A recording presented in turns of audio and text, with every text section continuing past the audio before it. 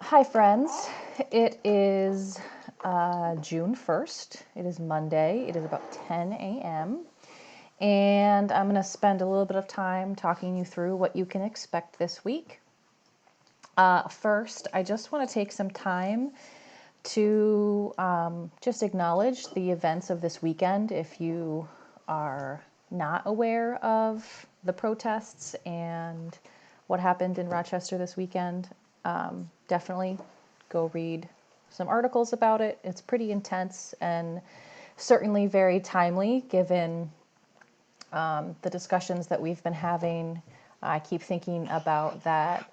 Can you pause and wait, please? I keep thinking about that Claude McKay poem that we read together on Friday. Okay. And, my heart is really with the people who are really suffering and rightfully enraged. And it's a lot.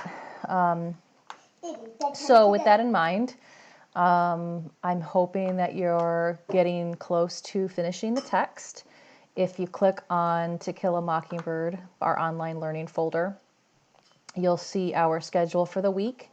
You'll also notice that I have some additional reading here that I really suggest you take a look at. I think it will help give some context to some of what happened this weekend and what's still happening, in Rochester and all over the country, especially before you jump to conclusions and, make judgments. Learn a little bit more about the Black Lives Matter movement, and learn a little bit about the history of what is, they're commonly called race riots. This is not a new thing. And there is a complicated history. There's a link here to a pretty short article that will give you a little bit of insight, which I think you'll find interesting and definitely very timely. And I also encourage you to read a speech given by President Obama in 2012 after Trayvon Martin was shot and killed.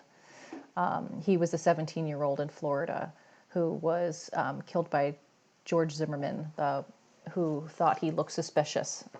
You probably, if you've heard of him or if you haven't heard of him, I'm sure you've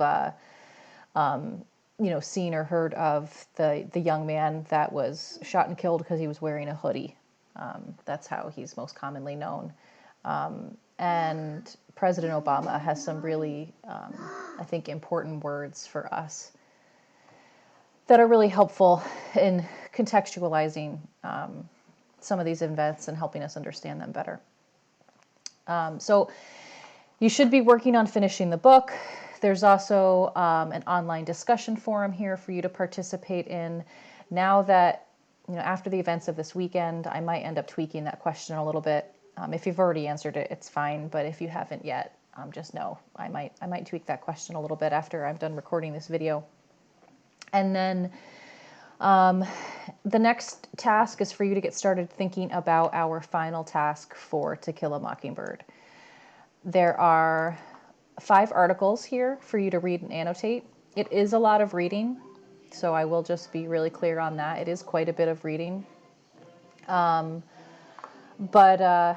take your time, spend some time processing it. These are your directions.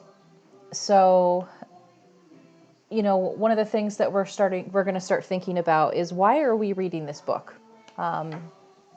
There are a lot of factors that go into teachers and schools and making decisions about the kinds of texts that we read. And BHS kids have been reading To Kill a Mockingbird at this school for decades. I don't even know how long, decades and decades and decades. It's one of the most commonly read books, if not the most commonly read books in high schools across the country.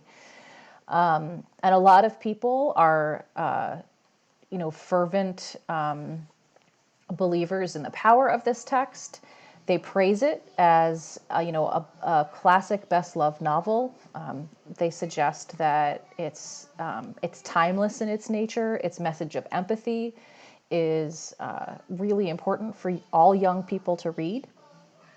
And there are others who think that it should not be required reading in America's high schools, that among other reasons, it's a very white-centric novel. You know, its treatment of racism is really about the experiences of a white family, a white girl, and it's outdated, and therefore it's not really relevant for the 21st century, and certainly not relevant in such a diverse country as ours. So what I want you to do is think about your own experience reading and engaging with the novel, but I also want you to read these articles and start to think about your own argument about whether you think this text should or should not be read in an English class. There are really compelling reasons on both sides of the argument. In the 5 texts, what I'd like you to do is you're going to, across all 5, I want you to highlight in yellow at least 5 lines that support perspective 1, that it should not be read, and highlight in green at least 5 lines that support perspective 2, that it should be read, that it should be required reading. The last text that's included in this packet is actually Brighton's current materials review and selection criteria. So basically, the school board says any textbook, including texts for English class, have to meet these particular standards. They have to do or not do this list of things. And anytime any department wants to add a textbook, they have to use this criteria as a way to evaluate the textbook. To Kill a Mockingbird was included in our curriculum long before these criteria were created. And so it's kind of been what we call grandfathered in. It's still included, even though it did not go through that particular evaluative process. And so when you read that last text, I actually have put it together as a chart instead of as just a straight text.